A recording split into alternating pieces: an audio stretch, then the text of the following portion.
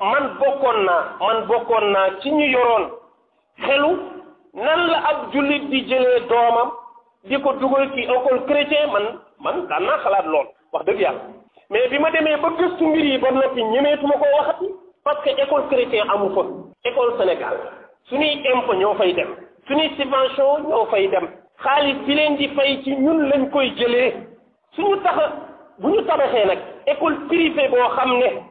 catéchisme lay jàngale benn jullit du fa def mais programme état Sénégal la ñuy yor programme bi état bi moo leen di jox subventionné leen ci sunu xaalis sant ko ne ko jàngaleel ma Sénégal yi pas chrétien yi kooku lu tax mu bëgg a botti jullit yi ci biir école boobu pour lan c'est pas normal dugguñ sax ci jullit bu jël sa doom dugg ci école chrétien dëgg la bu doon loolu lañ fay jàngale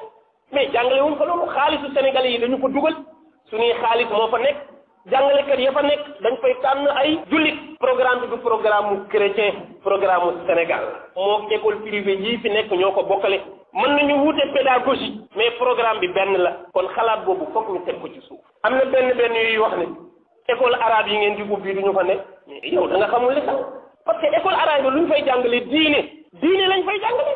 mais Jeanne d'Arc jàngale wuñu fa diine bu ñu fa jàngalee diine wàcc nañu yoon programme lañ leen jàngale loo nan la ñuy tabaxee nit ki ba mu mën a defar àddina loolu ñëpp war nañ ko mën a jànge lu tax ñu bëgg a boddi ku gëm l'islam doo ko fa jàngee pour lan fan la ñu sukkandiku ba dëgër boobu am kattan googu bëgg ko tere waaye benn école ci Sénégal la nekkul école catholique yëpp benn école la ci Sénégal décision boobu moom dong moo ko jël contre sénégalais yëpp te tiitu ci mi ngi mel ni nga ubbi sa boutique ne dootuma jaay chrétien di dawal sa oto ne chrétien dootu ci dugg ubbi sa hôpital ne jullit yee ko moom benn catholique du fi faju mais loolu est-ce que benn doomu aadama sañ na ko def benn la moom ubbi école ne ab jullit du fi jàngee di muuru seeni mandarga diine feeñ fa ñu ne yow mi bokk ci l'islam yow doo fi indi sa mandarga diine mais ñun moom suñu mandarga diine mën na fi nekk mais loolu dëgg la état bi fi nekk complice la pour yàq diine et warul woon nekk sax coow lii jëm kaw parce que moom mooy arbitre bi nga xam ne moo ñëw rek tracé su fekkee bëgg na jàmm am ci réew mi waaye nekk fa di nëbbatu ak di yox-yoxal ak di natt xool ba xam Sénégal yi dinañu yëngu wala du ñu yëngu nga door a xool décision booy jël bu ñu tekk kenn yënguwul nga bàyyi affaire bi jàll su ëllëgee beneen école def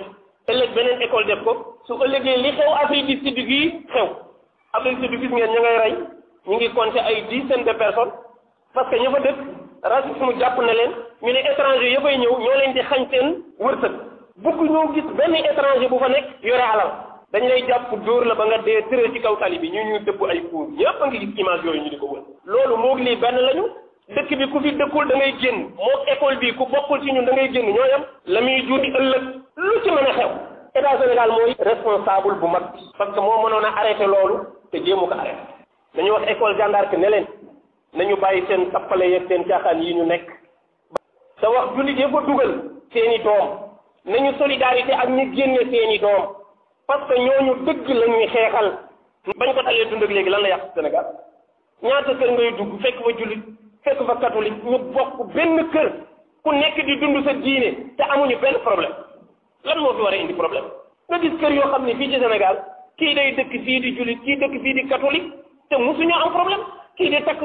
croix woon kii di sol mbaxana wala di siye téeréem di dem jàkkaar ban problème la ñu ma saam léegi lan moo xew bañ bëgg a tere affaire diine ban catastrophe la mas a def entre jullit yi ak ñu dul jullit lan la fi diine mas a yàq Sénégal bañ bëgg ko tere lan la